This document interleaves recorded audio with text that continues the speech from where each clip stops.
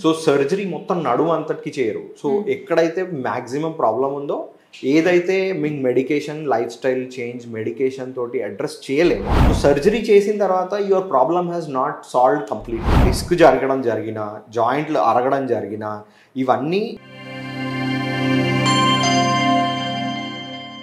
కొంతమందికి lower back pain operations అవుతాయి కదా, సర్జరీస్ అయ్యాక చాలామంది ఎప్పుడు బ్యాక్ పెయిన్ అంటుంటారు. అసలు అది ఎందుకు వస్తుంది? యూజువల్గా ఏంటంటే నడుములో ఏదైతే ప్రాబ్లం ఉంటుందో 3 కారణాల వల్ల ఉండొచ్చు. ఒకటి disc, first thing is muscles అనమాట. మీ కండరాలు, మీ నడుము ఏదైతే ఉందో బొయికల్కి ఇంటర్ కనెక్టెడ్గా జాయింట్స్, వర్టిబ్రే అంటారు. వర్టిబ్రల్ బాడీస్ మధ్యలో ఉన్న డిస్క్లు, దాని తర్వాత దాని వెనకాల ఉన్న స్పైనల్ కార్డ్, అలాగే దాని చుట్టూతో ఉన్న మస్కులేచర్, ఇవి నడుములో ఉంటాయి యూజువల్. సో వీటి వల్లనే మీకు నడుము నొప్పి అనేది జరిగేది ఛాన్స్ ఉంటుంది. సో ఒకటి కండరాల ప్రాబ్లం, రెండోది బొయికలో ఏమన్నా ఇబ్బంది ఉండడం, ఇన్ఫెక్షన్ ఉండడం, లేకపోతే దెబ్బ తగలడం, ఫ్రాక్చర్ అవ్వడం అట్లాంటివి, లేకపోతే డిస్క్ ప్రాబ్లం వచ్చేసి డిస్క్ ప్రొలాప్స్ అవ్వడం, దీనివల్ల అవ్వచ్చు. ఫెసెట్ జాయింట్స్ వచ్చేసరికి జాయింట్స్లో వాపు వచ్చి ఉండొచ్చు, లేకపోతే అరగడం జరిగి ఉండొచ్చు. సో దానివల్ల నొప్పులు వచ్చే ఛాన్సెస్ ఉంటాయి.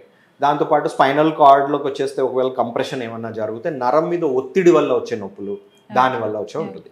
అయితే ఇప్పుడు మామూలుగా సర్జరీ ఎప్పుడు చేస్తారు అని అంటే, ఏ ప్రాబ్లం అయితే మీకు medications, exercises, life style modification చేసిన తర్వాత కూడా మిమ్మల్ని ఏ ప్రాబ్లం అయితే ఇబ్బంది పెడుతుందో, ఏదైతే దాన్ని సర్జికల్గా కరెక్షన్ చేయగలుగుతామో దానికి సర్జరీ చేయడం అనేది జరుగుతుంది.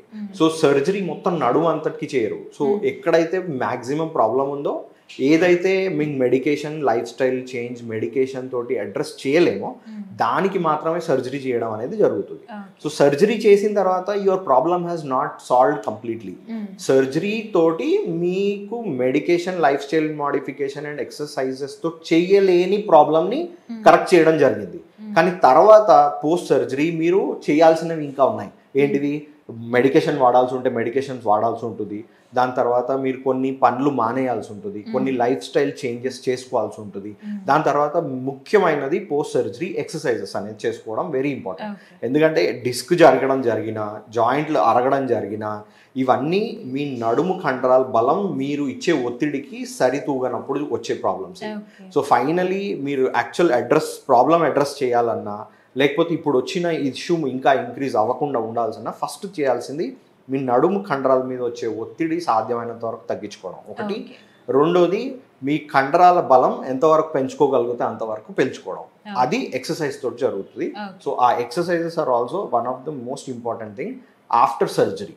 So most of the patients ఏమవుతుంది అంటే, సర్జరీ అయిపోయిన తర్వాత పోస్ట్ ఆప్లో మీ తర్వాత ఫాలో అవ్వడం కొంచెం మిస్ అయిపోతుంది. ఏది? ఫిజియోథెరపీ. మీ నడుము కండరాలు బలం పెంచుకోవడానికి ఏమైతే ఎక్సర్సైజెస్ ఏవి చేయాలో అవి చేయకపోవడం. రెండోది మీరు తీసుకోవాల్సిన జాగ్రత్తలు. యూజువల్గా సర్జరీ అయిపోయిన తర్వాత మీకు ఇన్ని రోజులు ఈ జాగ్రత్తలు తీసుకోవాలి, దాని తర్వాత ఈ పనులు చేయొచ్చు, ఈ పనులు చేయకూడదు అనేది చెప్పడం జరుగుతుంది. సో అవన్నీ పాటించాల్సి ఉంటుంది.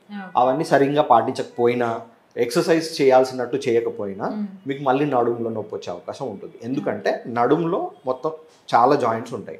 సో మీకు సర్జరీలో అడ్రస్ చేసే అన్ని ప్రాబ్లమ్స్ అడ్రస్ చేయరు. ఏదైతే మేజర్ ప్రాబ్లం ఉందో, ఏదైతే మిగతా వాటితోటి దాన్ని సరి చేయలేమో దాన్ని మాత్రమే సర్జరీలో సరి చేయడం అనేది జరుగుతుంది. సో మీ సైడ్ నుంచి, పేషెంట్ సైడ్ నుంచి పోస్ట్ సర్జరీ వాళ్ళు తీసుకోవాల్సిన జాగ్రత్తలు తీసుకోవాలి, వాళ్ళు చేయాల్సిన ఎక్సర్సైజెస్ అవి చేస్తేనే మీకు ఆ సర్జరీ యొక్క బెనిఫిట్ అనేది మీకు ప్రొలాంగ్డ్గా వస్తుంది. దాని తర్వాత ఈ ప్రాబ్లం ఇంకా సివియర్ అవ్వకుండా కూడా ఉంటుంది.